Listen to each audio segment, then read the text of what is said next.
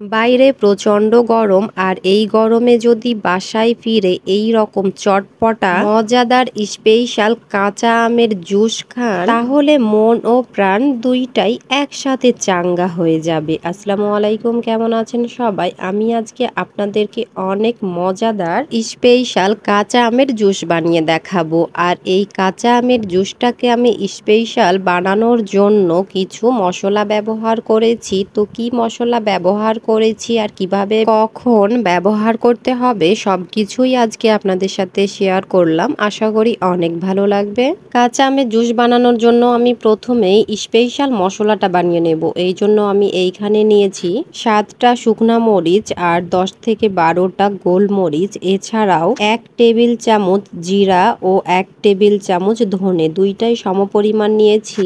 আর এখন সব কিছুকে খুব ভালোভাবে আমি ভেজে নেব। প্রথমেই আমি শুকনা মরিচগুলো ভেজে উঠিয়ে নিয়েছিলাম। এরপরে গোলমরিচ, ধনে ও জিরা একসাথে ভেজে উঠিয়ে নিয়েছি। আর এই তো আমি সবকিছু আগে থেকেই ভেজে নিয়েছিলাম। আর এখন ব্লেন্ড করে নিলাম। আমি এটা ব্লেন্ডারে ব্লেন্ড করে নিয়েছি, আপনারা চাইলে শিলপাটায় পিষে নিতে পারেন। স্পেশাল মশলাটা আমার রেডি হয়ে গিয়েছে। এখন আমি কাঁচা আম নিয়ে নিলাম, আর কাঁচা আমগুলোর খোসা ছাড়িয়ে খুব ভালোভাবে ধুয়ে আমি এইভাবে ছোট ছোট করে কেটে নিয়েছি। এখন আমি সব ছোট ছোট করে কেটে রাখা আমগুলো একটা ব্লেন্ডারের জারে দিয়ে প্রথমেই আমি যে স্পেশাল মশলাটা বানিয়েছি সেই মশলা থেকে 2 চা চামচ মশলা দিয়ে দিলাম। এরপরে 1 চা চামচ উঁচু উঁচু করে বিট লবণ দিয়ে দিলাম। এইটা কেনা বিট লবণ যেটা পাওয়া যায় সেইটাই দিয়েছি। এরপরে আমরা যে রেগুলার লবণ খাই 1 চা চামচ দিয়েছি, সাথে 1 টেবিল চামচ চিনি দিয়েছি। তারপরে দিলাম পরিমাণ মতো ঠান্ডা পানি, যতটুকু ব্লেন্ড করার জন্য লেগেছে ততটুকু দিয়েছি। আর এই তো সব কিছু আমার খুব ভালোভাবে ব্লেন্ড করা হয়ে গিয়েছে। আর এই তো দেখতেই পাচ্ছেন আমগুলো আমি একেবারে মিহি করে ব্লেন্ড করে নিয়েছি।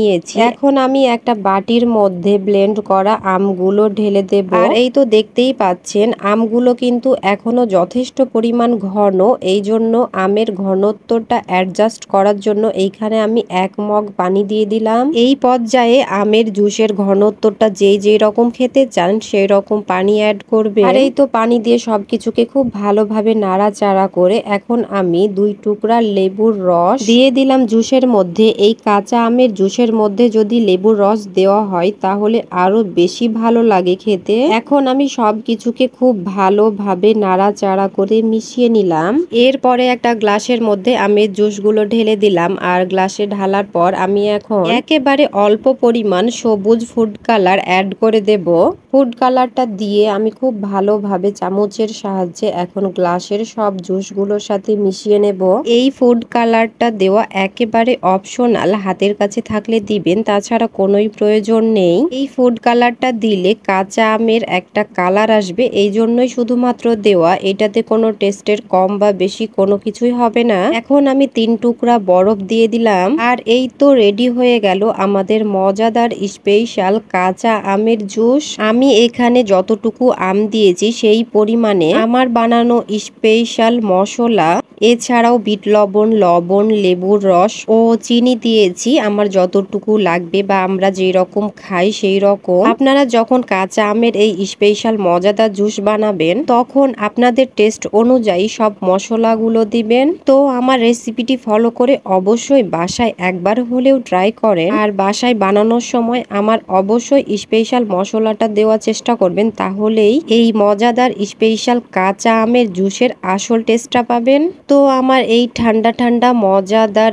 স্পেশাল কাঁচা আমের জুসের রেসিপিটা কেমন লাগলো অবশ্যই আপনারা জানাবেন। আর যদি ভালো লাগে তাহলে একটা লাইক, কমেন্ট ও শেয়ার করে দেবেন। ধন্যবাদ সবাইকে। আল্লাহ হাফেজ।